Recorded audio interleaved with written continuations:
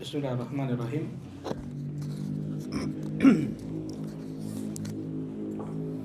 Assalamualaikum warahmatullahi wabarakatuh.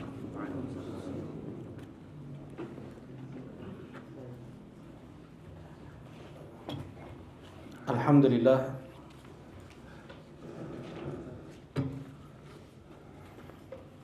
nahmaduhu wa nasta'inuhu wa nastaghfiruh wa na'udzu billahi min syururi anfusina wa min sayyiati a'malina. May yahdihillahu fala mudhillalah wa may yudlil fala hadiyalah. Asyhadu an la ilaha illallah wahdahu la syarikalah wa asyhadu anna Muhammadan abduhu wa rasuluh sallallahu alaihi wa ala alihi wa sahbihi wa sallama tasliman katsira, amma ba'd. Qala Allah ta'ala fil Qur'anil Karim, ya ayyuhalladzina amanu taqullaha wa qulu qawlan sadida yuslih lakum a'malakum wa yaghfir lakum dhunubakum wa may yuti'illaha wa rasulahu faqad faza fawzan 'azima.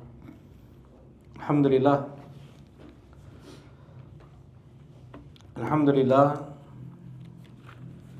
kita bersyukur dengan kita memuji Allah Subhanahu wa taala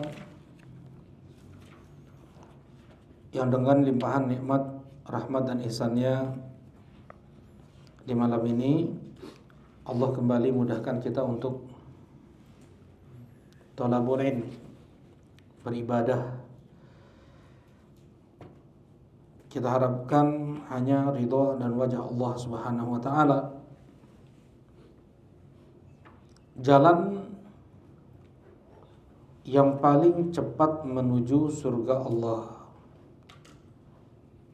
Man salaka tariqan yaltamisu fihi ilman sahalallahu lahu bihi tariqan ilal jannah.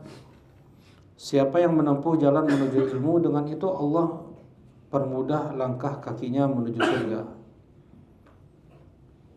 Ibadah dalam rangka mengambil warisan Nabi Muhammad sallallahu alaihi wasallam.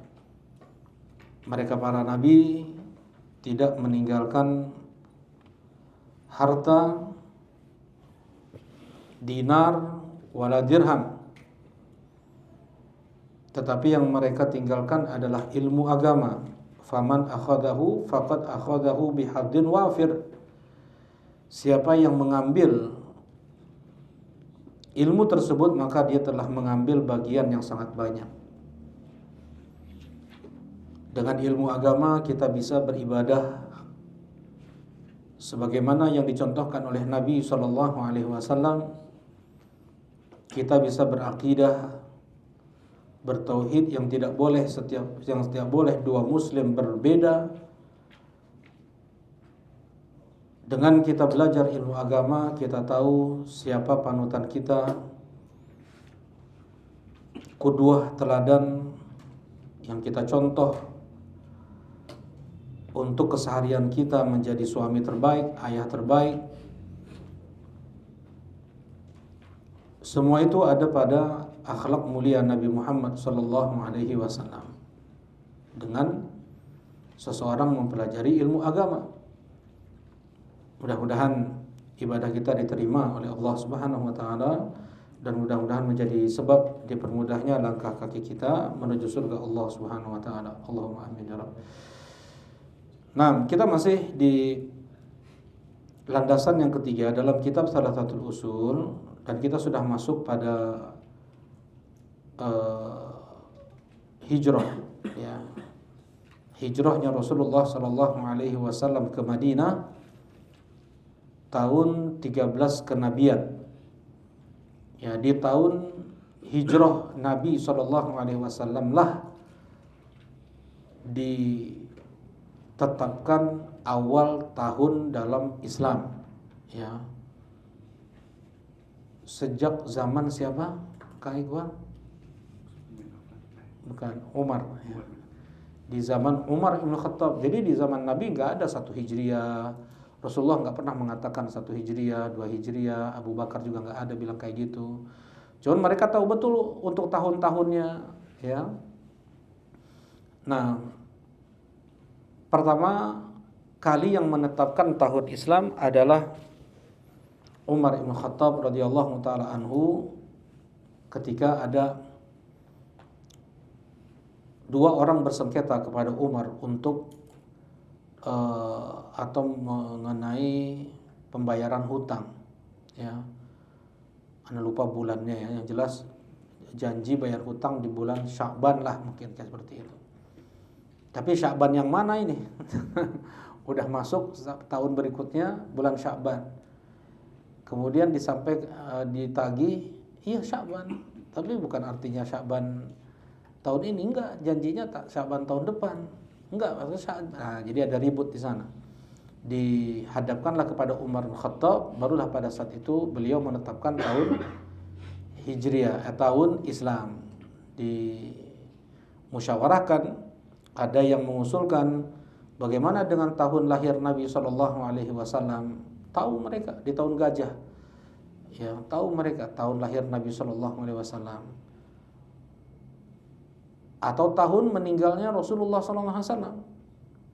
Nah, Umar mengatakan Islam tidak pernah membesarkan hari lahir seseorang atau tahun lahir seseorang dan hari atau tahun meninggalnya seseorang. Kemudian Umar menetapkan tahun hijrahnya Nabi sallallahu alaihi wasallam dari Makkah ke Madinah. Itulah sebab dikatakan tahun Hijriyah. Jadi 1447 sekarang, ya? Atau 48, 47. 1447 ba'da hijratin Nabi sallallahu alaihi wasallam. Seperti itu sebagian ulama mengatakan. Kita berada di tahun 1447 setelah hijrahnya Nabi Muhammad sallallahu alaihi wasallam ke Madinah. Nah, seperti itu. Ya, Hijriyah nisbat ke tahun hijrah Rasulullah sallallahu alaihi wasallam ke Madinah. Kalau Masehi tahun lahirnya Nabi Isa, ya, tahun lahirnya Nabi Isa. Nah, dan orang-orang Yahudi di saat itu pun mereka tidak berkalender dengan kalender Masehi. Orang-orang Nasoro.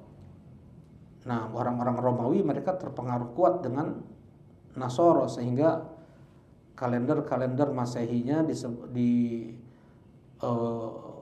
disebutkan di sana dewa-dewa mereka, kan, dewa Janusnya, dewa Mayu, dewa Mart, dewa April, Raja Julius Caesar, Agustus Caesar. Baru September 9 baru nama-nama, baru angka disebut, ya, nama-nama mereka sebut berhala-berhala dewa-dewa mereka. Dan sangat sebenarnya terlarang untuk bertanggal dengan tanggal Masehi kaum muslimin itu, karena itu bagian dari syiar orang-orang kufar, sebagaimana disebutkan oleh Syekhul Islam Ibn Taimiyah rahimahullahu taala dalam kitab Iqtida Shiratal Mustaqim, meniti jalan yang lurus, mukhalafatu ashabil jahim, untuk menyelisihi para penghuni neraka jahanam, mereka orang-orang kufar. Ya, nah, di antara yang beliau sebutkan yang wajib untuk diselisihi oleh seorang muslim dari orang kafir adalah dalam penanggalan berkalender. Tapi siapa sekarang di antara kita yang bisa untuk lepas dari kalender Masehi sekarang ini? Ya, hampir nggak bisa. Siapapun, dimanapun, ya, hampir nggak bisa. Nah, jadi tidak boleh lapang, ya, tidak boleh lapang. Dan kalaupun ada penyebutan tanggal, sebutkan jugalah kalender hijriyahnya.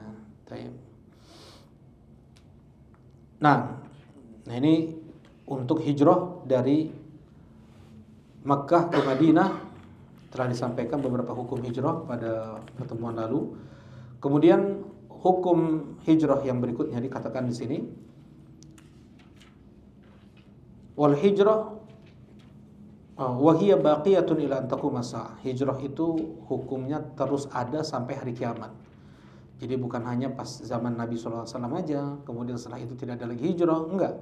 Sampai sekarang masih ada hukum hijrah. Mereka yang tinggal di negeri kafir, ya, mereka tidak bisa beribadah di sana, terancam agama mereka, terancam ya iman mereka, maka wajib mereka untuk hijrah. Nah, Rasulullah sallallahu alaihi wasallam beliau bersabda, la tanqati'ul hijrah hatta tanqati' at-taubah wa la tanqati' at-taubah hatta tatlu'a asy-syams min maghribiha. Tidak terputus syariat hijrah sampai terputus syariat taubat. Kapan terputus syariat taubat? Enggak bisa lagi taubat. Nah, dan tidak terputus taubat sampai terbit matahari dari barat. Ini kata Rasulullah SAW.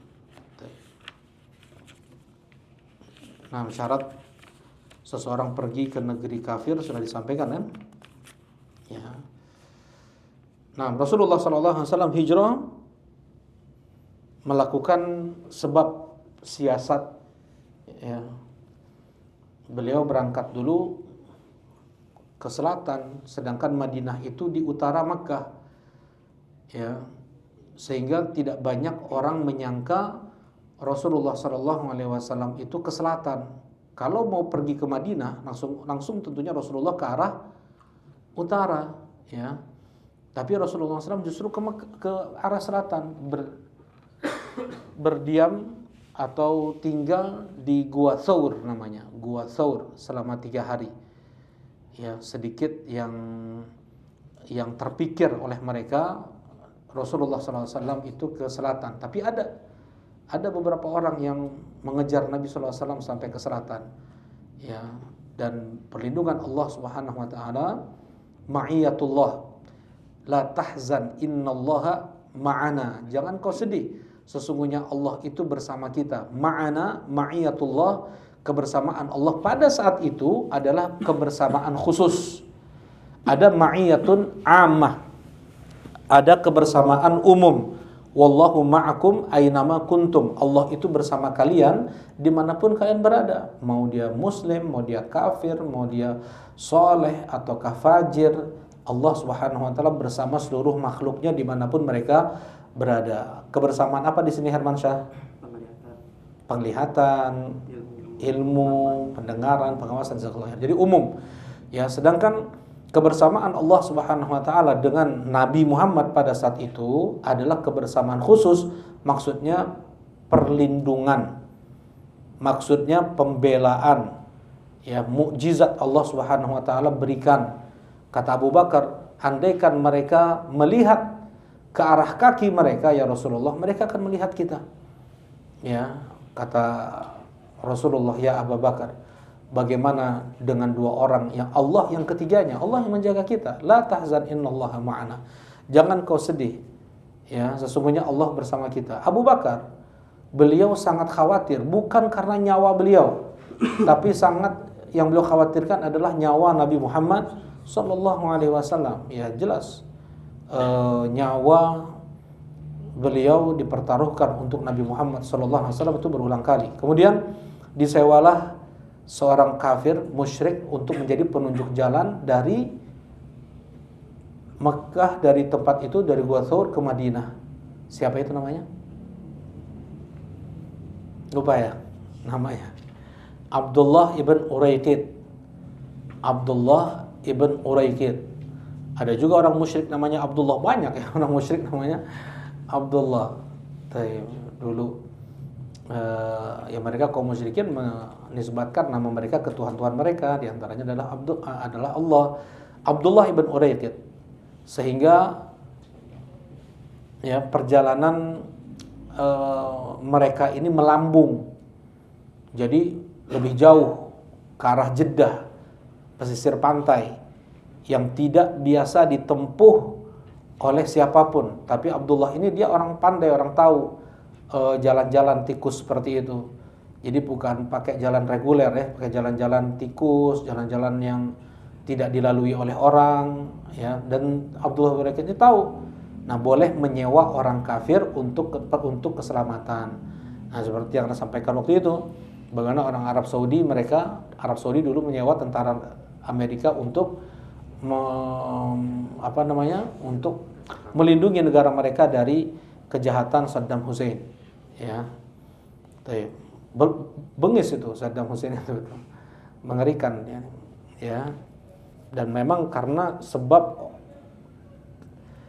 orang-orang Khalij pada saat itu, orang Khalij itu daerah selat, maksudnya Kuwait, Imarat, Dubai, Teluk. Mereka ini orang-orang udah dulu tuh udah hampir banyak yang nggak sholat, ya, udah jauh dari Islam, ya. Dan janji Allah Subhanahu wa taala, Allah mengancam mereka yang sudah tidak menegakkan sholat lagi, Allah akan jadikan musuh-musuh mereka mengambil perhiasan dari tangan-tangan mereka. Jadi betul-betul tentara-tentara Saddam Hussein mengambil kalung, gelang, cincin yang ada pada ibu-ibu yang ada di Kuwait itu. Ya, habis. Taib. Nah, kemudian Rasulullah sallallahu alaihi wasallam sebelum beliau sampai ke Madinah, beliau singgah dulu di mana? Di Kuba. Selama 2 pekan beliau di Kuba membangun Masjid Kuba. Masjid pertama kali yang dibangun oleh Nabi Muhammad sallallahu alaihi wasallam adalah Masjid Kuba. Ya. Nah, kemudian Rasulullah sallallahu alaihi wasallam masuk Madinah. Sangat terkenal syair, sampai sekarang mungkin juga masih ada yang hafal, Tala'al badru alaina min thaniyatil wada' wajaba syukru alaina mada alillahi da'. Nah, syair ini sebagai bentuk penyambutan Rasulullah sallallahu alaihi wasallam, Tala'al badru alaina. Ya, muncul atau datang kepada kita bulan purnama, ya, min thaniyatil wada'. Nah, ini yang menjadi rancunya syair ini, bertolak belakang, ya, tempat datang Nabi sallallahu alaihi wasallam tidak melalui thaniyatil wada'. Ya, nah, jadi dan menurut sanad pun syair ini terputus. Kalau dalam ilmu mustalah hadis namanya mu'dal. Mu'dal itu terputus 2-3 perawi atau lebih sampai 2 lebih berurutan. Jadi perawinya berurutan hilang, nggak ada gitu. Satu saja perawinya hilang itu sudah lemah dan tidak bisa naik menjadi hasan. Dhaifnya parah. Tapi kalau ini bisa yang hilang itu 3 atau 4 perawi. Namanya mu'dal. Jadi dari zaman tabi'in langsung ke sahabat. Yang hilang itu bisa 4, bisa 5 bahkan. Nah, jadi mu'dal ini dhaifnya parah dan tidak bisa naik ke tingkatan hasan di ghairihi. Dan dia tidak punya sanad pendukung, tidak punya dalil, tidak punya sanad-sanad lain, sehingga tidak bisa ditetapkan bahwasanya syair Tala'al badru itu benar kejadiannya ada. Nah, itu enggak ada. Cuman betul kalau untuk penyambutan orang-orang Madinah, setiap hari mereka menunggu kedatangan Rasulullah sallallahu alaihi wasallam. Baik.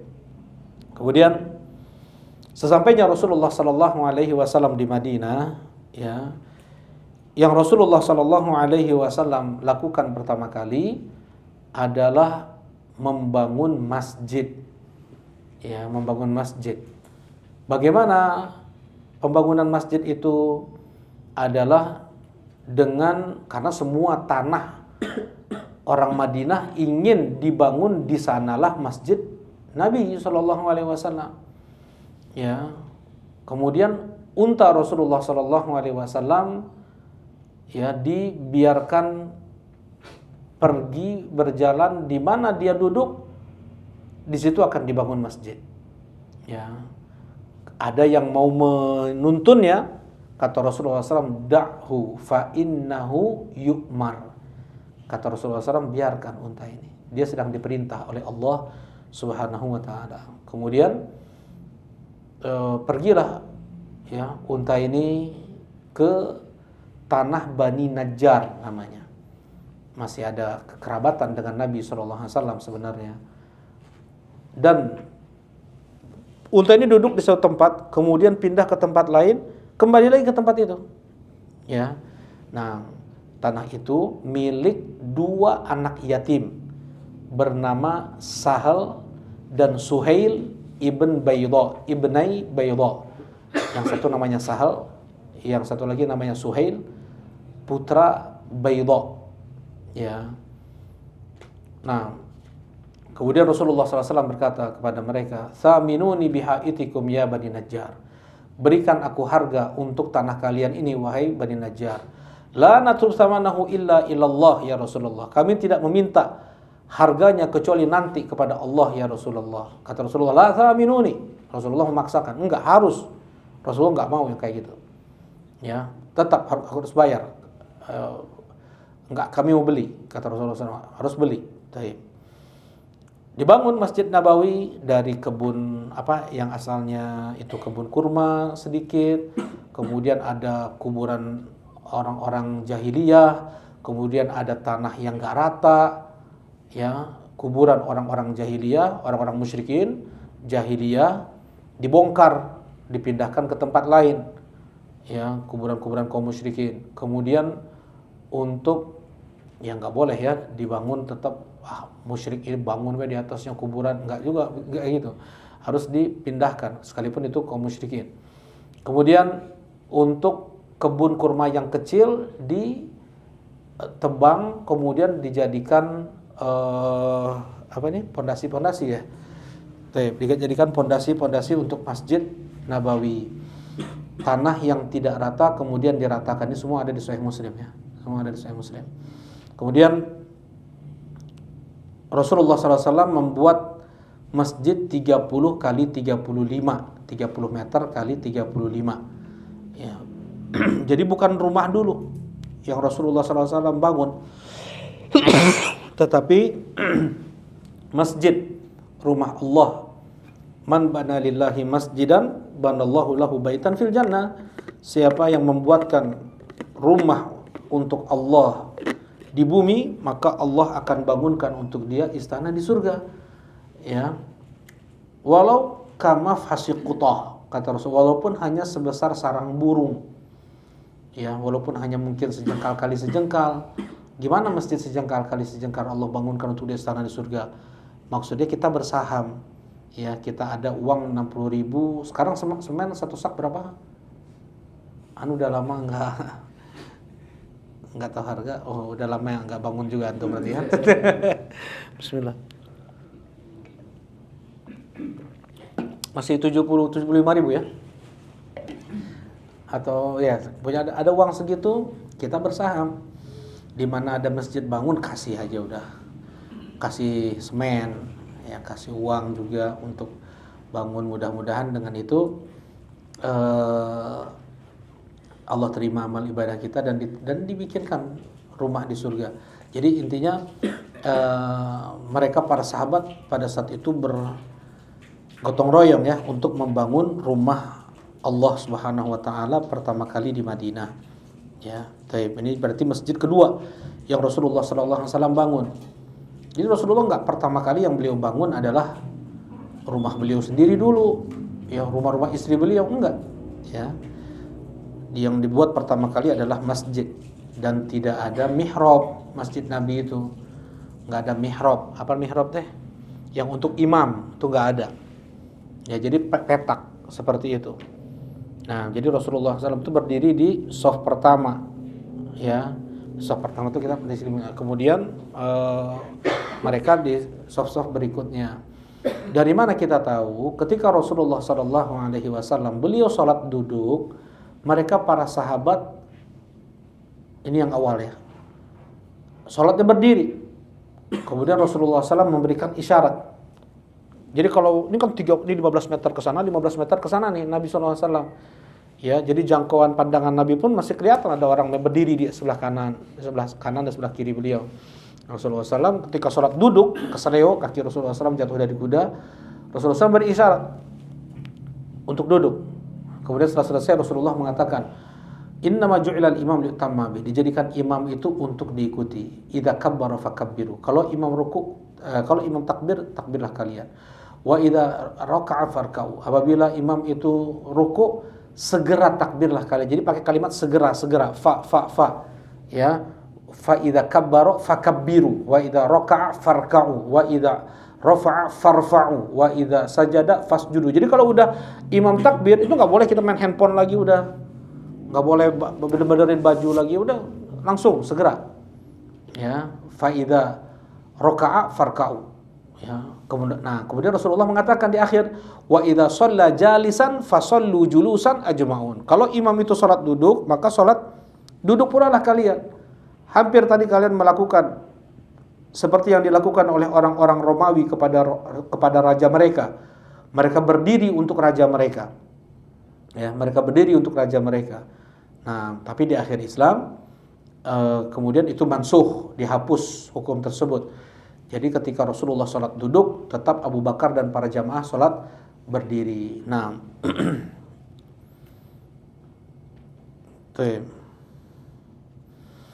kemudian ya, yang berikutnya yang Rasulullah SAW segera lakukan pada saat itu adalah mempersaudarakan kaum muhajirin dengan kaum ansor.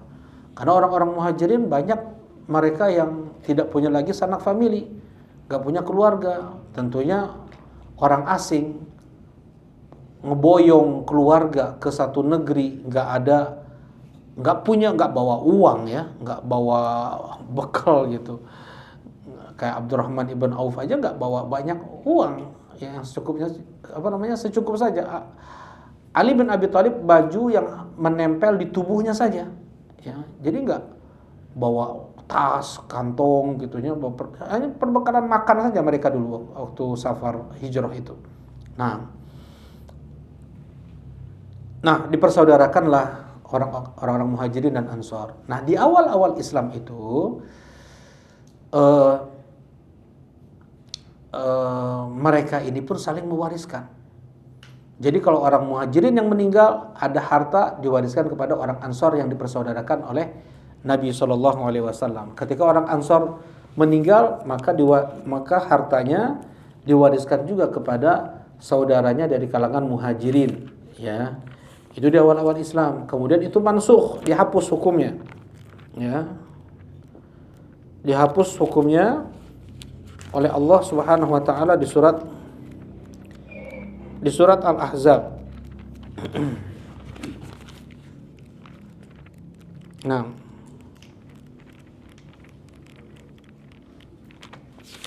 Allah Subhanahu wa taala berfirman, wa ulul arhami ba'duhum aula bi ba'din fi kitabillah, ya.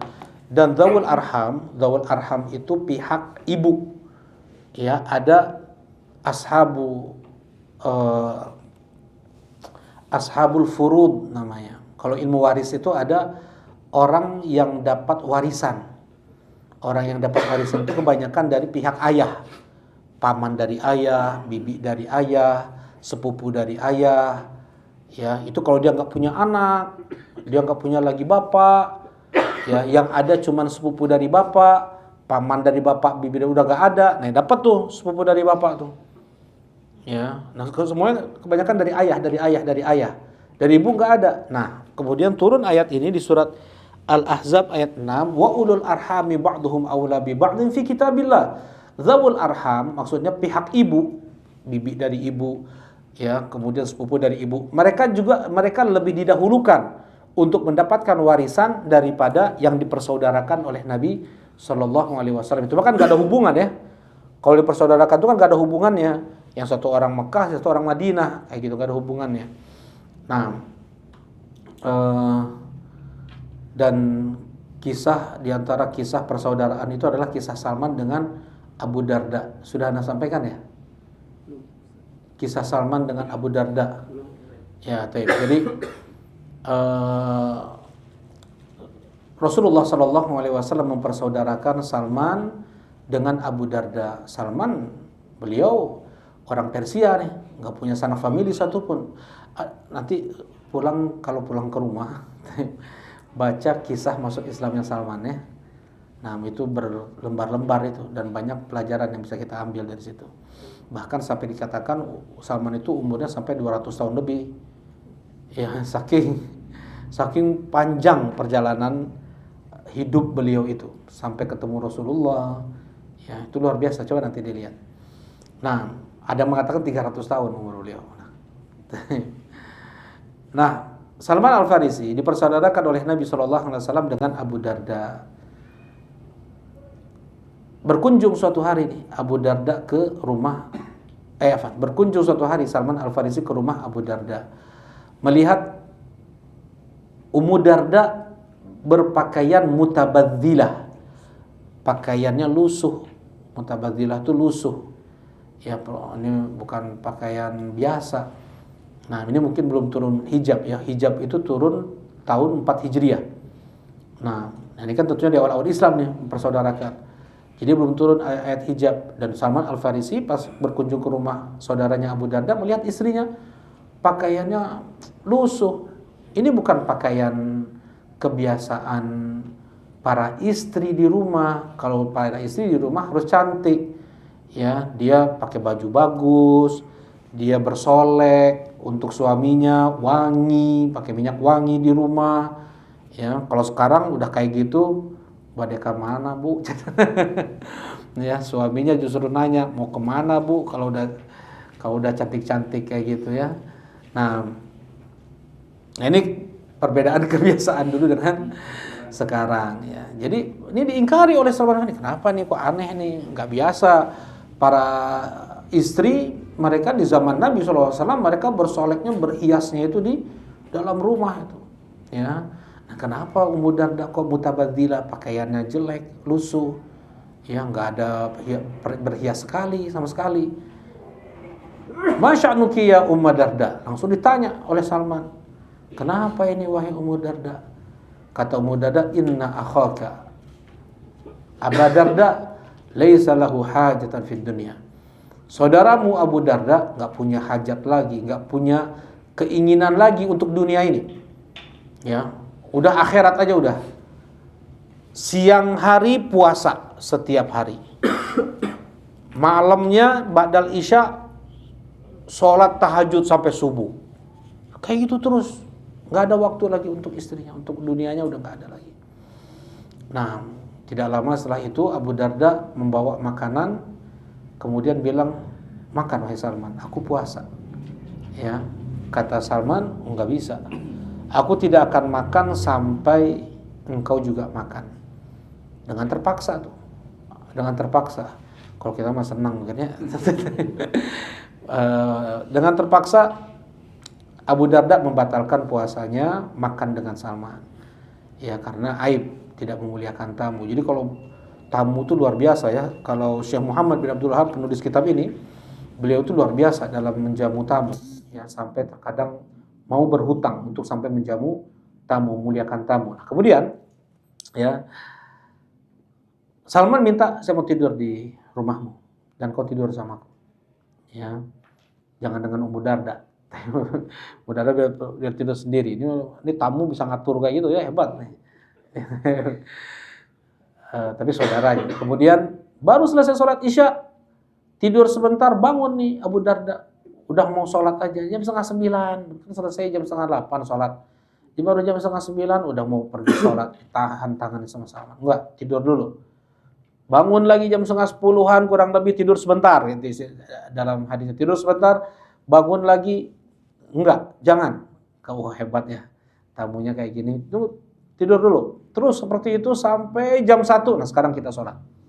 Mereka berdua sholat. Selesai sholat tahajud, mau pergi ke masjid, dinasehatin oleh Salman. Ya Abu Darda, inna li rabbika 'alaika haqqan wa li jasadika 'alaika haqqan wa li zawjatika 'alaika haqqan fa addi kull haqqin haqqahu. Kata Salman, wahai Abu Darda, Rabbmu mempunyai hak darimu. tubuhmu mempunyai hak darimu, dan istrimu pun mempunyai hak darimu, maka tunaikanlah masing-masing haknya. Ya, kemudian setelah selesai sholat subuh, dilaporkan kepada Nabi sallallahu alaihi wasallam. Ya Rasulullah, kemarin Salman datang kayak gini, kemudian dia bilang kayak gini. Siapa yang disalahin di sini? Kemudian ya beda ya kalau kita tanyain ke Ustadz gimana kalau saya puasa tiap hari, gimana? Mantap. Tiap saat dari malam ba'dal isya sampai subuh gimana? HD. Kalau saya nggak nikah selamanya, ibadah. Ya nggak nikah selamanya, gimana? Memang nggak ada yang bisa nyaingin antum. Mantap. Sebagai Rasulullah, jawaban beliau untuk 3 orang yang kayak gini kan ada ya. Ya, Rasulullah, faman raghiba an sunnati falaysa minni. Siapa yang dia benci terhadap sunnahku bukan termasuk dari golonganku. Mana 3 orang ini benci? Nggak ada benci terhadap sunnah Nabi. Cuman 3 orang ini mereka merasa amalan Nabi itu masih terlalu ringan, enteng. Salat tahajud sepertiga malam sampai subuh, puasa Senin Kamis, ya. Karena beliau tuh sudah diampuni dosa beliau sebelum dan setelahnya. Kalau kita, dosa kita belum ada jaminan diampuni oleh Allah. Jadi kita harus lebih lagi ibadahnya daripada Nabi sallallahu alaihi wasallam. Aku tidak akan menikah selamanya. Aku akan puasa setiap hari. Aku akan sholat tahajud semalam suntuk. Nah, Rasulullah marah. Ya, faman raghiba an sunnati falaysa minni. Yang paling bertakwanya di antara kalian adalah aku. Yang paling takutnya pada Allah adalah aku. Siapa yang membenci sunnahku, maka dia bukan termasuk dari golonganku, kata Rasulullah SAW. Ya, jadi menyelisihi ajaran Nabi SAW, sekalipun itu tidak ada niatan untuk membenci sunnah Nabi, itu bentuk kebencian kepada sunnah Nabi Muhammad SAW. Ya. Kata Rasulullah SAW, shadaqa Salman, benar yang dikatakan oleh Salman. Akhirnya berubah tuh, nggak puasa tiap hari lagi, tidur malamnya pun berubah, ya, ada tidurnya, diberikan hak istri, sampai Ummu Darda sangat mencintai Abu Darda, meninggal Ummu Darda. Abu Darda kemudian menikahi seorang wanita muda, ya, pun kunyahnya sama, Ummu Darda As-Sughra. Kalau tadi Ummu Darda Al-Kubra, udah meninggal. Ini Ummu Darda As-Sughra, masih muda, meninggal Abu Darda. Ya, masih muda. Ummu Darda As-Sughra ini dilamar setelah habis iddahnya, dilamar oleh Muawiyah bin Abi Sufyan. Siapa Muawiyah bin Abi Sufyan? Raja atuh. Dilamar sama raja, ya, raja dari timur ke barat. Berarti dari Soviet sekarang tuh, Azerbaijan udah lewat, atas lagi, sampai ke Afrika, itu di bawah kerajaannya. Ya, di bawah kerajaannya. Kemudian harta beliau sangat melimpah. Ya. Harta beliau sangat melimpah. Sekali makan berapa ayam? Berapa ayam kita sanggup? Berapa ekor ayam kita sanggup makan? Setengah ya? Al-Baik aja gak habis. Al-Baik aja gak habis. 40 ekor ayam. Sekali makan, bukan sebulan. Sekali makan, Rasulullah doakan Muawiyah itu. Kata Rasulullah SAW, ma asba'allahu batna. Mudah-mudahan Allah tidak pernah kenyangkan perutmu. Ya, sebagian ulama mengatakan itu celaan. Tapi banyak ulama justru mengatakan itu karomah. Ya, jadi karomah. Kenapa kalau orang nggak lapar lagi, ya maksudnya apa? Nggak ada yang dimakan, ya itu mungkin celaan ya. Tapi ini dengan belum punya, ya. Jadi belum tuh menikmati makanan ini goreng, panggang, apa banyak, semuanya dimakan. Capek ngunyah. Hanya berhenti karena capek ngunyah. Ya, betul. Beliau tuh berhenti makan karena capek ngunyah. Hanya itu saja. Ya, 40 ekor telur anak berapa ya? Lupa kambing juga berapa itu. Muawiyah bin Abi Sufyan, kaya raya beliau. Ya gimana? Beliau menjadi kepala kabilah untuk Bani Umayyah. Makanya darah Utsman itu dituntut. Makanya darah Utsman itu dituntut oleh Muawiyah bin Abi Sufyan kepada Ali bin Abi Thalib. Karena aku kepala suku Umayyah sekarang. Ya, Utsman meninggal berarti kepala sukunya ke aku lagi sekarang. Ya, asalnya memang Abu Sufyan. Abu Sufyan asalnya. Abu Sufyan ayahnya siapa? Muawiyah. Dan Utsman bin Affan adalah Umawi. Ya, satu suku dengan Muawiyah. Meninggal. Nah, dituntut darah Utsman ini oleh Muawiyah. Jadi perselisihan antara Muawiyah dengan Ali bin Abi Thalib itu ini pemicu pertamanya nih. Jadi Ali nggak ngasih pembunuhnya, karena orang ini pun dia mempunyai pengaruh juga di Irak nih. Kalau seandainya dia ini dikasih beberapa orang ini akan terjadi pertumpahan darahan di mana-mana nih. Ya. Nah, dan Muawiyah tidak menuntut kekhilafahan, enggak. Yang beliau tuntut adalah darah Utsman. Ya, nah itu wah terputus ya. Atau sebentar aja. Kemudian sudahlah kaya raya, dia pun Quraisy, dilamar Ummu Darda oleh Muawiyah bin Abi Sufyan, tapi ditolak oleh Ummu Darda. Ya, enggak disambut. Kenapa? Karena sebagaimana dalam hadis, seorang istri itu bersama suami terakhirnya. Misalnya dia meninggal atau cerai atau dinikah beberapa orang, yang terakhir nanti kalau dua-duanya masuk surga, semuanya masuk surga misalnya, itu dia bersama suami yang terakhirnya. Nah, jadi Ummu Darda ini saking sayangnya sama Abu Darda, nggak bisa, seakan-akan nggak ada lagi yang bisa menggantikan siapa? Abu Darda. Ya, beliau saking sayangnya ingin tetap di surga pun bersama Abu Darda. Maksudnya, beliau setelah dinasihati oleh Salman, beliau ubah perilaku beliau. Ya, kata Rasulullah SAW, khairukum li ahli. Sebaik-baik kalian adalah yang paling baik untuk istri, untuk anak dan istrinya, untuk keluarga intinya. Jadi, kalau mau tahu akhlak kita sebenarnya, itu sebenarnya nanyanya jangan jauh-jauh. Gimana sih anak istri kita yang paling tahu tentang jelek baiknya kita itu. Ya, kalau sama teman, sama orang, bisa orang bersandiwara, bisa berdrama, cuman berapa menit ketemu, berapa jam ketemu, tapi yang tahu dari bangun tidur sampai tidur lagi ya anak istri kita nih. Kalau mereka betul-betul mengharapkan kehadiran kita, senang dengan adanya kita di tengah-tengah mereka, nah itulah akhlak yang mulia betul ada. Ya, kalau seandainya mereka nggak menginginkan keberadaan kita di tengah-tengah mereka nih, ya berarti perlu diperbaiki akhlaknya. Nah, barakallahu fikum. Insyaallah kita lanjutkan ba'da isya.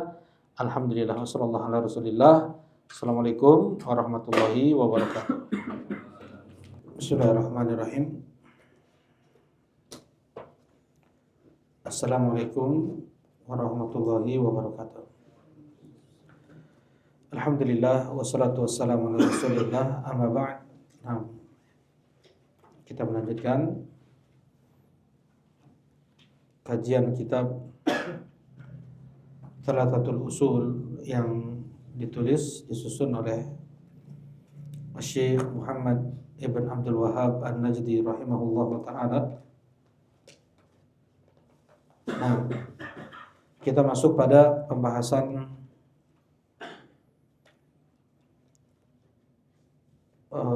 fase Madinah. Berkata Syekh Muhammad bin Abdul Wahhab dalam kitab Thalathatul Usul, falamma istaqarra bil Madinah amara bi baqiyati syara'i' al-Islam mithlu zakati was shaumi wal haji wal jihad wal adhan wal amr bil ma'ruf wan nahy 'anil munkar wa ghairi dzalika min syara'i' al-Islam. Ketika Rasulullah SAW telah tinggal di Madinah, maka barulah pada saat itu beliau diperintahkan untuk menyampaikan syariat-syariat Islam yang lainnya seperti zakat, puasa, haji. Nah, akan kita jelaskan. Nah, jadi yang pertama Rasulullah sallallahu alaihi wasallam lakukan sesampainya beliau di Madinah adalah membuat Masjid Nabawi. Kemudian yang kedua, mempersaudarakan kaum muslimin atau kaum muhajirin dengan kaum Ansor. Kemudian yang ketiga, yang beliau lakukan adalah membuat perjanjian damai dengan orang-orang Yahudi dan kaum musyrikin yang ada di Madinah. Nah, ketika Rasulullah datang, ada beberapa komunitas di sana.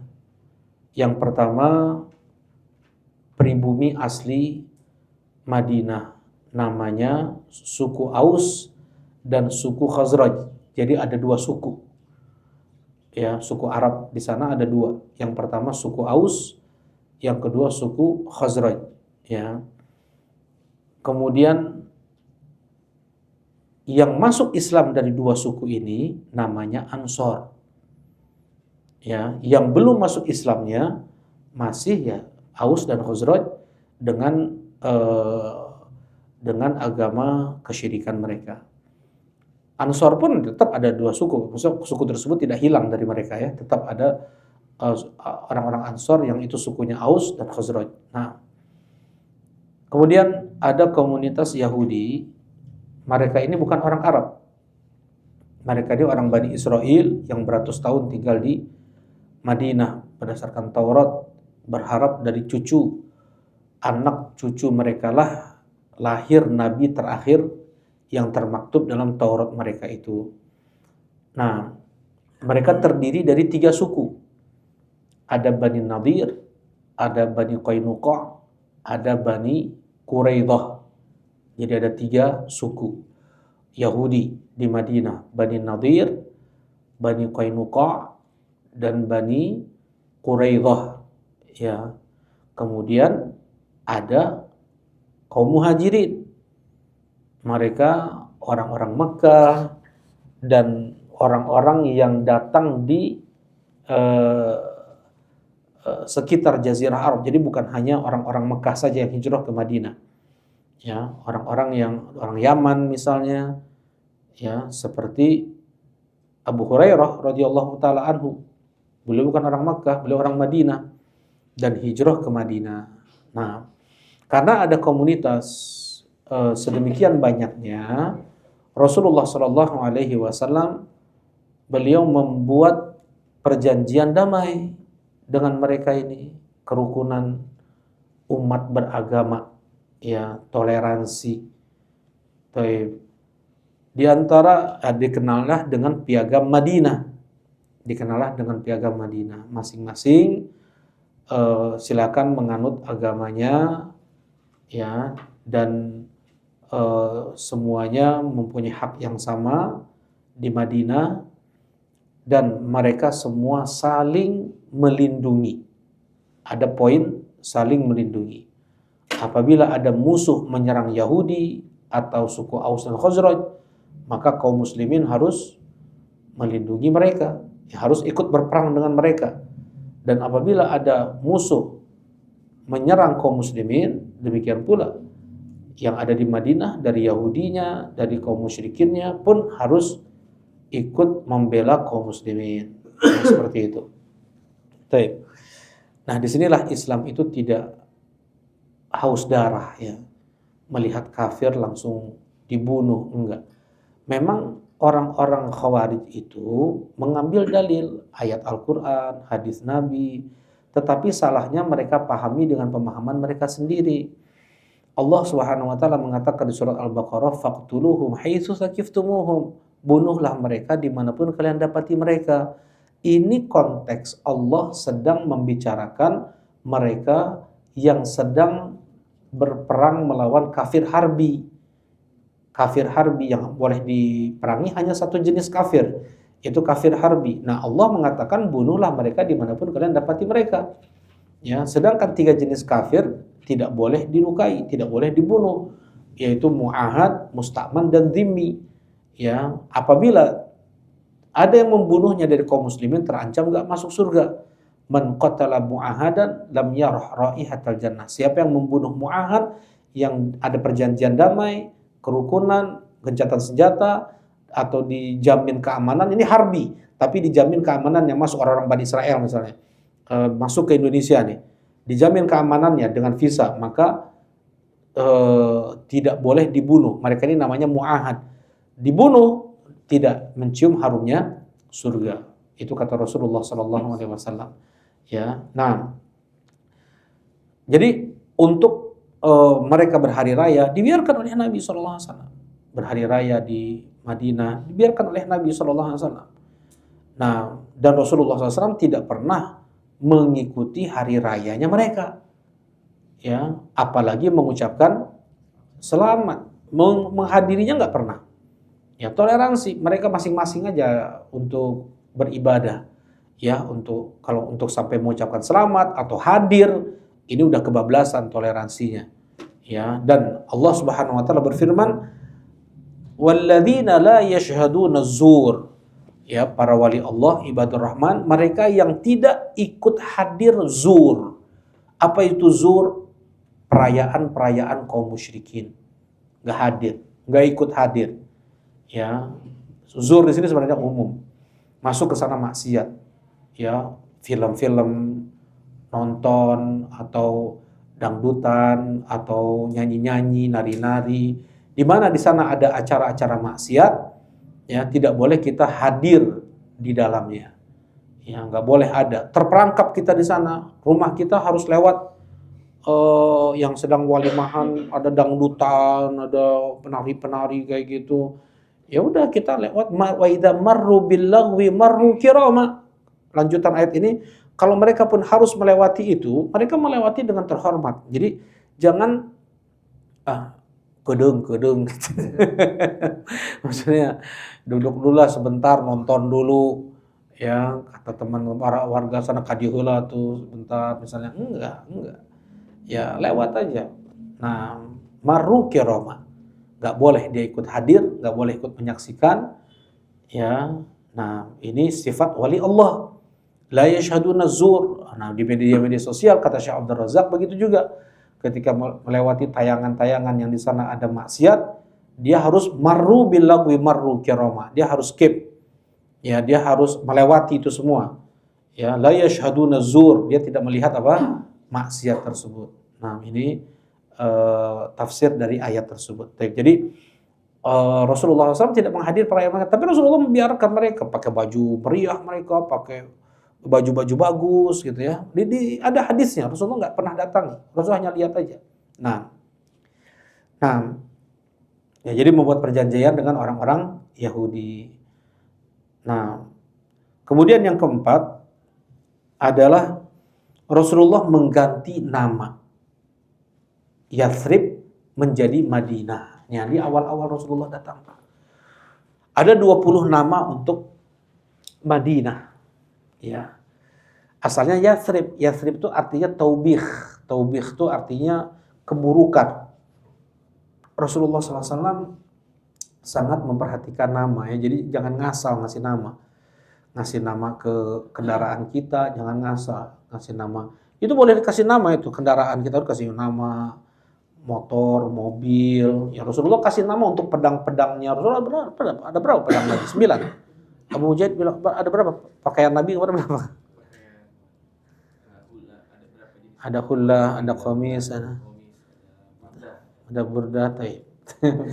Nah, maksudnya terkadang pedang-pedang Nabi, kemudian ada duldul, ada qaswa, ada abba, ya itu kasih nama dan nggak sembarangan ngasih namanya itu. Rasulullah SAW mengganti nama Yathrib menjadi Madinah, menjadi Tobah, menjadi Thayyibah, ya Darul Hijrah, Baina Al-Labatain. Ada 20 nama untuk kota Madinah. Ya, Tobah, Thayyibah artinya yang wangi, yang harum, yang baik. Ya, makanya nggak ada bau busuk di Madinah itu. Ya, karena namanya aja udah At-Tobah, dari dulu sampai sekarang katanya nggak ada bau busuk di sana. Kemudian Darul Hijrah adalah tempat hijrahnya Rasulullah Sallallahu Alaihi Wasallam. Mengganti nama menjadi Madinah. Nah, kemudian ya, yang akhirnya apa? Orang-orang Yahudi tersebut yang 3, yang Bani Nadir dan Bani Qainuqa diusir oleh Nabi. Kenapa diusir? karena mereka berkhianat, mengkhianati perjanjian piagam Madinah tersebut. Mereka membuat makar untuk membunuh Nabi SAW. Ya, akhirnya Rasulullah masih maafkan dengan kalian pergi. Bawa semua harta benda kalian, yang nggak boleh kalian bawa hanya pedang, hanya senjata. Kalian boleh bawa pintu, kalian bawa silakan. Semua bawa semuanya. Diusir. Daripada mereka dibunuh, kalau mengkhianati perjanjian berarti perang tuh. Ya akhirnya mereka ini bawa emas entah berapa puluh kintal gitu ya. Banyak emas mereka ini. Ya, itulah jadi diantara dana untuk perang Khandaq. Perang Khandaq. Perang Ahzab. Ya mereka datang ke Abu Sufyan setelah diusir nih. Bilang ke Abu Sufyan, "Ya Abu Sufyan, gimana kita punya musuh yang sama nih? Bagaimana kalau kita bersatu untuk menyerang Muhammad?" Rasulullah pada saat itu jumlah beliau dengan para sahabat 1.400 orang. Nah, kata Abu Sufyan, "Tunggu dulu. Mana menurut kalian yang lebih baik? Kami, kaum musyrikin, atau mereka nih, Muhammad dan pengikutnya, dari sisi agama mana yang lebih baik?" Kata orang Yahudi, "Antum ahda." Kalian yang lebih dapat petunjuk daripada apa? Daripada Muhammad. Ini seperti itu ya, penjilat mereka ini, orang-orang Yahudi. Bagaimana agar mau terhasut ya. Kemudian Ghatafan berkumpul 10.000 pasukan melawan Rasulullah SAW 1.400. Di tengah Rasulullah SAW sedang dikepung seperti itu, di depan 10.000 pasukan, dihasut nih Huyai yang Bani Nadir, antara Bani Nadir, kepala sukunya, mertua Nabi SAW, datang ke Bani Quraidah di belakang Madinah, di belakang punggung Nabi SAW. 700 Bani Quraidah dihasut untuk mengkhianati perjanjian. Kata mereka, enggak, kami enggak mau mengkhianati perjanjian. Muhammad udah baik bersama kami sama Muhammad, kayak gitu. Kalian pengecut, kalian seperti ini, dipanas-panasin sama orang Bani Nadir ini. Ya, akhirnya udah kita perangi Muhammad, kita tusuk dia dari belakang. Ya coba nih, Rasulullah menghadapi sampai Rasulullah sholat asarnya waktu maghrib. Saking genting keadaan saat itu. Kata Allah Subhanahu Wa Taala di surat Al-Ahzab ini, nah, irja'ukum min fawqikum, ketika mereka datang dari depan kalian 10.000, wa min asfala minkum, dan dari belakang kalian 700-800 orang. Ya, wa idzaghatil absar, dan ketika mata sudah terbelalak, wa balagatil qulubul hanajir, dan jantung udah sampai ke tenggorokan. Udah mati, kaum muslimin kita udah habis. Mati kita udah. Ya. Pas gali Khandaq, kelihatan istana Persia, istana Romawi. Mau buang air aja takut itu kaum muslimin tuh. Pada saat itu kata orang munafik nih, orang munafik lalu dia bikin makar tuh. Mana istana Romawi, istana Persia, buang air aja kalian takut kan. Muhammad itu hanya bohong aja tuh katanya. Wa idz yaqulul munafiquna wal ladzina fi qulubihim maradun ma wa'adanallahu wa rasuluhu illa ghurura. Berkata orang munafik dan orang yang berpenyakit dalam hatinya, tidaklah yang Allah dan Rasulnya janjikan itu kecuali hanya tipu daya aja. Mana? Coba lihat. Depan 10.000, belakang 800, ya. Nah, banyak ini antum lihat ceritanya di surat Al-Ahzab, ya. Nanti kemudian bantu di Rahiqul Maktum itu. Nah, jadi keadaan kaum udah mati udah hampir udah merasa nggak akan selamat pada saat itu. Allah kirim apa? Angin. Di camp kaum muslimin mah aman, nggak ada angin kencang, spoi-spoi tidur mereka di camp mereka nih. Hampir semua kemah berbalik, panci-panci semua udah terbang-terbang tuh. Quraisy pergi pulang, Yahudi nggak tahan lagi. Yang paling lama bertahan adalah Ghatafan. Mereka orang Baduy. Orang Baduy mereka ya segala medan ya kuat. Akhirnya lama-lama pergi juga mereka. Nah, beralih lah. Sedang mandi-mandi para sahabat nih, 1.400 udah selesai jihad, 10.000 udah pada pergi nih. Kata Jibril, ngapain kalian mandi-mandi? Ya belum selesai itu, Bani Quraidah yang mau nusuk kalian dari belakang itu. Ya aku duluan, kata Jibril. Duluan lah Jibril ke sana. Rasulullah SAW langsung mengajak, la tusallul asar illa fi Bani Quraidah. Jangan kalian sholat asar kecuali di Bani Quraidah. Nah, disitulah para sahabat langsung bersegera. Ya, kalian tadi lihat, udah yang lihat, udah Rasulullah melewati beberapa orang. Tadi ada yang udah lewat belum? Ada tadi Dihyah ya Rasulullah. Dihyah udah duluan, bukan itu Jibril. Itu Jibril menyerupai Dihyah. Nah, ngapungnya. Nah, Allah alam. Nah, itu apa namanya? Pokoknya seperti itulah hadisnya. Kemudian ini sedikit ya kisahnya ya. Maksudnya kenapa anak kisahkan 3 suku Yahudi ini. Jadi 2 suku Yahudi udah pergi mereka. Nah, kemudian tinggal suku Bani Quraidah. Disinilah Bani Quraidah udah Muhammad, kata mereka ini, Muhammad datang kepada kita, mati kita sekarang. Ya. Bunuh anak istri kalian semuanya. Kata kepala suku Bani Quraidah ini. Bunuh anak istri kalian semuanya, kita perangi Muhammad sampai mati. Itu satu. Atau yang kedua, kita masuk Islam. Muhammad akan terima Islam kita. Kalian pun tahu kebenaran ada pada Muhammad. Dia nabi terakhir. Dia adalah utusan Allah. Kalian tahu itu. Kata kepala suku ini. Subhanallah ya. Yang ketiga, kita ambil kematian itu. Nah, katanya ini gak mungkin kita bunuh. Gak mungkin kita ikut Muhammad. Dia orang Arab katanya. Kita orang Bani Israel. Kita adalah ras terbaik di dunia ini. Yang ketiga, udah gak ada lagi. Berhukum dengan hukum siapa? Hukum siapa? Sa'ad bin Mu'adz. Rasulullah datang. Ya, kepala sukunya bilang, ya Muhammad, Sa'ad bin Mu'adz adalah orang dekat kami. Kami lapang dengan kami berhukum apa yang diputuskan oleh dia.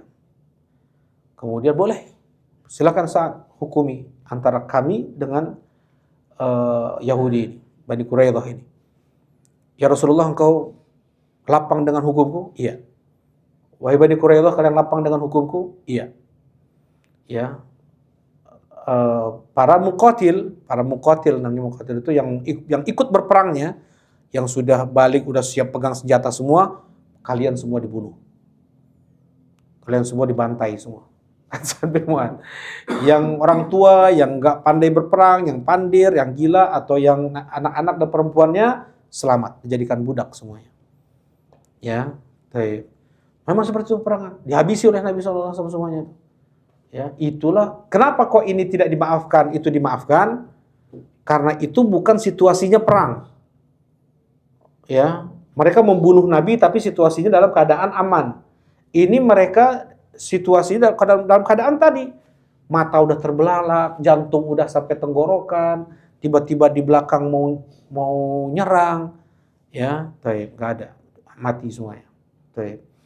Kemudian banyak, jadi diperiksa nih anak remaja ini, dia ini udah balik atau belum nih, udah pegang-pegang senjata juga kan, udah balik atau belum, dilihat. Kalau masih ragu, udah balik atau belum, dilihat kemaluannya, udah tumbuh. Jadi kalau darurat itu memang boleh. Lihat kemaluan itu kalau darurat ya. Kalau nggak darurat itu hukumnya nggak haram. Laki-laki haram. Sudah tumbuh nih. Oh ini belum, udah tumbuh, bawa. Wah, mau dibawa kemana kita? Ada juga tuh, ada ucapan mereka sama mereka ya, dinukilkan dalam Rahiqul Maktum. Mau dibawa kemana kira-kira kita ini ya? Kata sama mereka ini kan 4 orang. Ada 5 orang gitu. Ya kita bakal mati, dibunuh ini semuanya. Kan untuk kawan-kawan kita yang udah lewat, nggak ada yang balik lagi. Nah, kemudian ada satu orang namanya Ikrimah, ya, belum tumbuh bulu kemaluannya. Namanya, kemudian dia menjadi ulama besar. Ini masuk jadi sahabat, kemudian jadi ulama besar, Ikrimah Al-Quradhi. Ya, Al-Quradhi dari Bani Quraidah. Nah ini eh, tidak tersisa lagi. Kemudian orang-orang Yahudi di Madinah yang ada, yang kemudian kaum musyrikin yang tersisa pun pada masuk Islam. Karena posisi Abdullah ibn Ubay ibn Salul tersisihkan, yang asalnya menjadi tokoh disepuhkan, ya, bahkan dikatakan pemimpin orang Aus dan Khazraj. Jadi mereka ini kan berperang 50 tahun nih, diadu domba oleh 3 Yahudi ini. Ya, suku pribumi itu Aus dan Khazraj diadu domba selama 50 tahun oleh 3 Yahudi ini. Mereka mati 50 tahun terbunuh. Ya. Yang selamat, yang tinggal tersisa, yang udah tua cuman 2. Yang pertama adalah Abdullah bin Ubay bin Salul, yang satu lagi Abu Amir al-Fasik. Tinggal 2 orang ini. Mereka dijadikan rujukan tokoh oleh orang-orang Yathrib, musyrikin pada saat itu. Rasulullah datang ke Madinah, tentunya posisi mereka apa? Teralihkan, karena mereka udah banyak masuk Islam. Ya, yang tersisa cuma 100 orang yang nggak mau masuk Islam nih. Ya, lah, udah nggak tahan lagi mereka, nggak ada lagi yang musyrik, udahlah mereka pura-pura masuk Islam. Apalagi Abdullah bin Ubay bin Salul sama Abu Amir al-Fasik, ya, mereka berdua ini sangat membenci Nabi SAW, dendam kepada Nabi SAW. Ya, nah, kemudian jadilah orang munafik mereka ini, orang kafir yang tinggal di Madinah. Kemudian ketika Rasulullah SAW mulai dakwah di Madinah, syariat yang pertama kali turun, setelah itu ya, adalah menambah jumlah rakaat sholat 5 waktu. Asalnya berapa rakaat semuanya? Semuanya berarti 10 atau 2 kali. Berapa rakaat semuanya berarti 10 rakaat. Subuh, zuhur, asar, maghrib, isya, 2 rakaat semuanya. Nah, awal-awal syariat yang diubah itu adalah ibadah sholat 5 waktu. Menjadi zuhur, asar, isya 4 rakaat, maghrib 3 rakaat, subuh masih tetap 2 rakaat. Kenapa, Kang Fikri? Kenapa masih tetap 2 rakaat subuh? Kenapa nggak diubah? Kalau zuhur, asar, isya kan diubah menjadi 4 rakaat, maghrib jadi 3 rakaat. Nah, subuh kenapa tetap jadi 2 rakaat? Waktunya pendek. Maghrib lebih pendek. Lebih pendek. Nah, karena sholat subuh adalah sholat yang bacaannya paling panjang. Sholat terlama dikerjakan oleh Nabi 60 sampai 100 ayat. 3 lembar sampai 5 lembar, setengah juz. Rasulullah baca 2 rakaat itu adalah sholat subuh. Kemudian syariat yang berikutnya adalah diubahnya kiblat. Ya, Rasulullah SAW ketika di Madinah, kiblat beliau kemana? Baitul Maqdis. Ya, apa bedanya Masjidil Aqsa sama Baitul Maqdis, Bang Felis? Apa beda? Ada yang tahu? Baitul Maqdis, betul. Jadi Baitul Maqdis itu kawasan, ya, tanah. Baitul Maqdis itu kawasan seperti ini. Sedangkan Masjidil Aqsa itu di sini nih. Masjidil Aqsa di sini. Ini ada tempat peribadatan orang Kristen, ada macam-macam kawasan di situ. Nah, Baitul Maqdis itu Masjidil Aqsa, masjid ujung namanya. Aqsa itu ujung. Ya, nah ini Baitul Maqdis. Nah, disitulah kesanalah kaum muslimin berkiblat. Ya, selama 17 bulan Rasulullah setiap hari, setiap malam berdoa meminta kepada Allah untuk diubah arah kiblat ke Masjidil Haram. Tapi memang kan syariat ini Allah yang bikin, bukan Nabi Muhammad. Kalau seenak hati Nabi Muhammad udah diubah sejak awal tuh kiblat, langsung ke Masjidil Haram. Dan Rasulullah pun mengharamkan juga bakal dob gitu ya, kalau itu syariat Nabi Muhammad. Karena ini syariat Allah, maka tunggu wahyu perintah dari Allah. turunlah ayat di surat Al-Baqarah, qad nara taqalluba wajhika fis sama falanuwalliyannaka qiblatan tardaha fawalli wajhaka syatran masjidil haram. Kami telah lihat bagaimana engkau tengadahkan wajahmu ya Muhammad. Ya. Maka sekarang alihkanlah kiblat itu ke arah yang kau ridhoi. Alihkanlah ke Masjidil Haram. Nah, pada saat itu mulailah ada namanya istilah Masjid Kiblatain. Di mana Masjid Kiblatain? Itu mungkin ada banyak kali ya. Cuman yang terkenal adalah di Bani Salimah. Sekarang ini kalau misalnya umroh ke Madinah, nggak ada hubungannya umroh sama Madinah sebenarnya. Ziarahnya kemana? Ke Masjid Nabawi. Umroh semuanya di Mekah ya. Nah, di Madinah ada city tour ke Masjid Kiblatain, ya, Masjid Kiblatain. Nah, itu Masjid Bani Salimah namanya. Nah, kemudian Masjid Quba. Itu pun sebenarnya Masjid Kiblatain. Kenapa dinamakan Masjid Kiblatain? Karena dalam satu sholat subuh mereka menghadap dua kiblat. Sahabat yang sudah sholat subuh bersama Nabi di Masjid Nabawi, Rasulullah pakai surat yang pendek pada saat itu. Kemudian mereka pulang nih ke kampung mereka masing-masing nih. Ada yang di Bani Salimah, ada yang melewati Quba. Nah, yang di Bani Salimah sudah turun kepada Nabi tadi malam ayat untuk mengubah arah kiblat. Dan itu 180 derajat. 180 derajat. Ubahlah kiblat kalian ke Masjidil Haram. Jadi imam yang asalnya di depan ke belakang jalan. Ya, balik kanan semuanya makmum. Nah, demikian. Nah, itu terjadi di mana? Masjid Quba dan di Masjid Bani Salimah yang terkenalnya gitu ya. Tapi yang paling terkenal Masjid Kiblatain itu hanya Masjid Bani Salimah. Lumayan berjarak soalnya. Mereka ini asalnya mau pindah kampung ke dekat Masjid Nabawi, biar sholatnya di Masjid Nabawi. Kata Rasulullah SAW, ya Bani Salimah diyarakum tuktabu atharakum. Wahai Bani Salimah, tinggal kalian tetap di kampung kalian. Setiap langkah kaki kalian ke Masjid Nabawi itu ditulis pahala. Enggak jadi mereka jadi mereka pindah ke Masjid Nabawi. Baik. Jadi menghadap kiblat. Kemudian syariat yang berikutnya adalah jihad. Ya, yang pertama kali terjadi perang Badar. Ya. Sebenarnya kalau untuk fase Madinah ini lebihnya ke peperangan ya. Ada 25 peperangan. Ya, selama 10 tahun. Ya, selama 10 tahun ada 25 peperangan. Tetapi enggak semuanya bertemu musuh. Jadi ada yang nyampe di sana musuh udah kabur, ya, ada Rasulullah ngecamp sampai 2 pekan di Tabuk, enggak juga datang orang Romawi. Ya, nah jadi yang bertemu musuh itu cuma 9 peperangan. Nah, yang di sana ada Nabi Muhammad SAW. Ya, baik. Nah, kita nggak akan bahas peperangan itu panjang-panjang peperangan.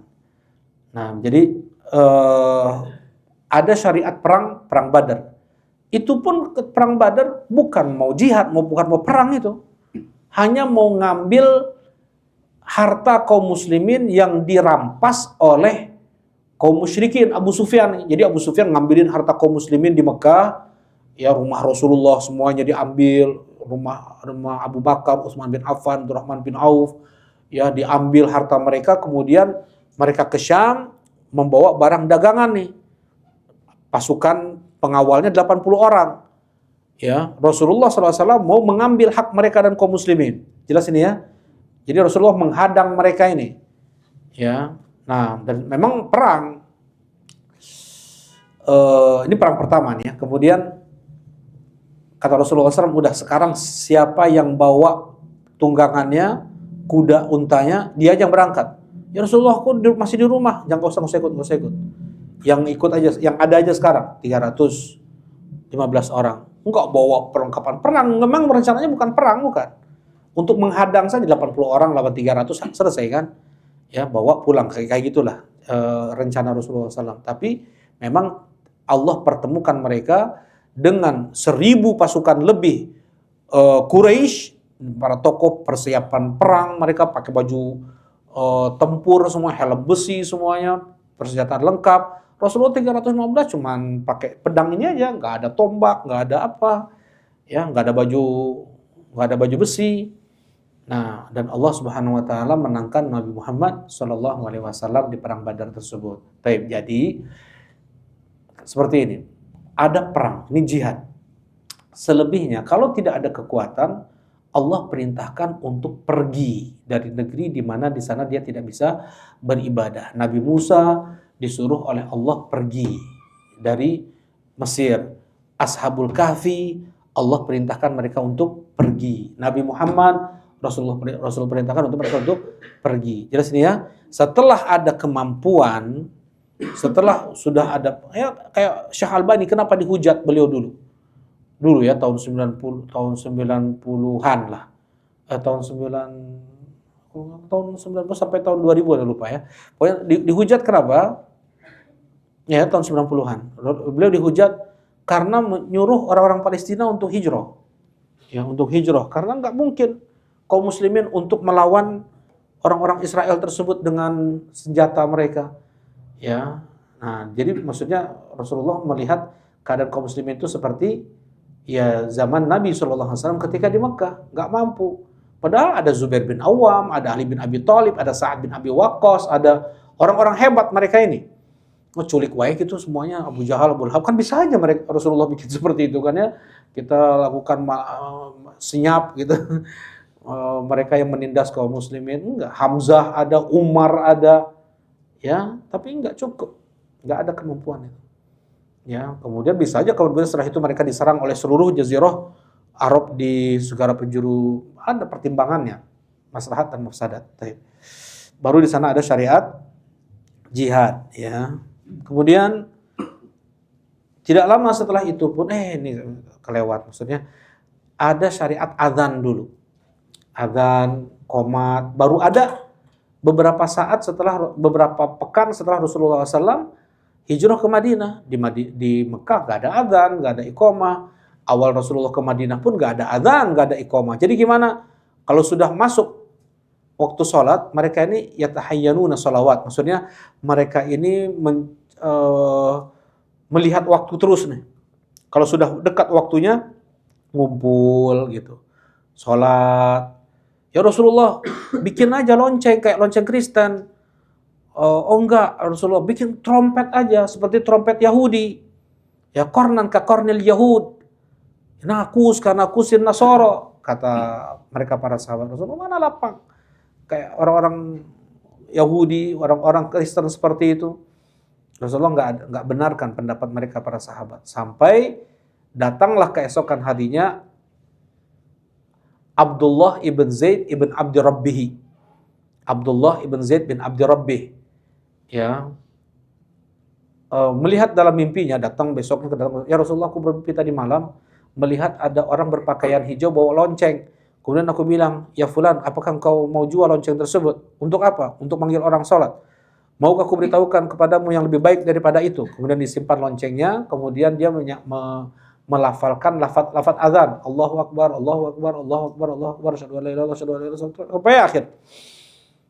Ini untuk mengumandangkan masuknya waktu sholat. Sedangkan untuk menegakkan sholatnya, iqomahnya adalah Allahu Akbar, Allahu Akbar, asyhadu an la ilaha illallah gitu.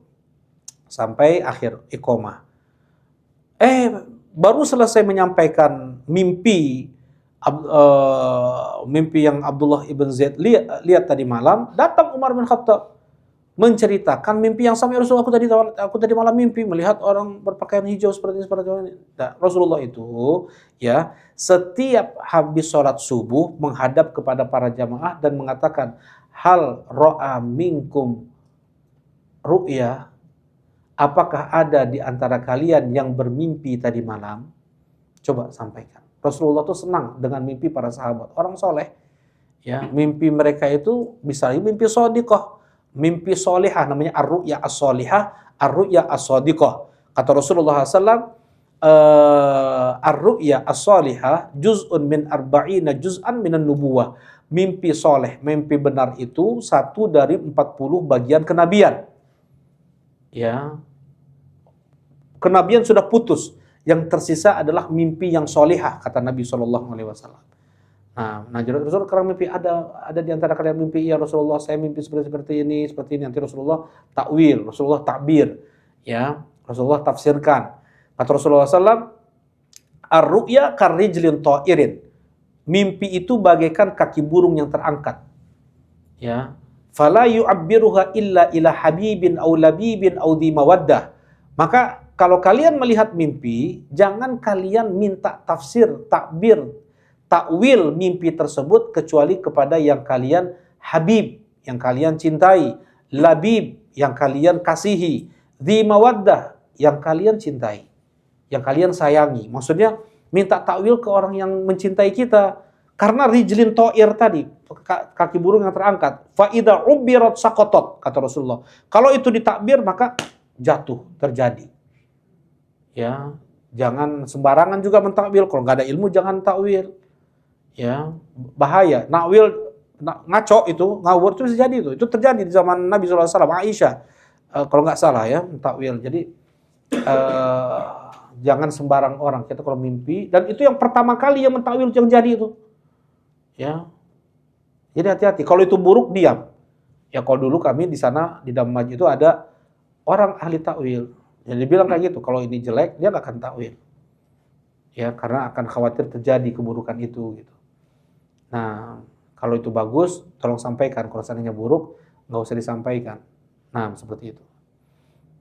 Ya, itu takwil. Umar bin Khattab melihat seperti itu, melihat mimpi yang sama. Kata Rasulullah SAW, ya Bilal, qum fanadi bis shalah fa innaka anda sautan. Wahai Bilal, berdirilah dan kumandangkanlah azan karena engkau yang paling nyaring suaranya. Kenapa enggak Abdullah bin Zaid? Kenapa enggak Umar bin Khattab? Karena yang paling nyaring suaranya adalah siapa? Bilal ibn Rabah. Jelasin insyaallah. Ya, sebab ya maksudnya kenapa kok Bilal gitu? Karena Rasulullah menyebutkan anda sautan, yang paling anda itu yang paling nadi, yang paling kuat suaranya, jangkauannya yang paling jauh, itu adalah Bilal ibn Rabah. Makanya dulu ketika Ka'ab ibn Malik itu diterima tobatnya, kan ada yang lari, ada yang pakai kuda, ada yang pakai unta untuk ke rumah Ka'ab untuk menyampaikan diterima kabar. Mereka ingin menyampaikan kabar gembira. Itu memang pahalanya besar. Jadi kita menyampaikan kabar gembira itu pahalanya luar biasa besar ya. Itu qaulus surur fi qalbil muslim, memasukkan kebahagiaan ke hati seorang muslim. Nah, ada yang wah ini mah kalah kuda sama ini dan kecepatan suara naik ke rumah ke loteng, ya Ka'ab gitu. Tobatmu sudah diterima oleh Allah. Jadi mereka jadi nyaring suara. Umar pun nyaring suara beliau sebenarnya, tapi tidak senyaring siapa? Bilal ibn Rabah. Nah, nanti untuk syariat yang lainnya kita bahas di waktu lain tentang saum, kemudian zakat, salat taraweh, salat id, ya jihad udah ya, kemudian haji, insyaallah di waktu berikutnya insyaallah. Kita cukupkan ya. Nah, kita cukupkan kajian kita di malam ini. Subhanakallahumma rabbana wa bihamdika asyhadu an la ilaha illa anta astaghfiruka wa atubu ilaik. Assalamualaikum warahmatullahi wabarakatuh.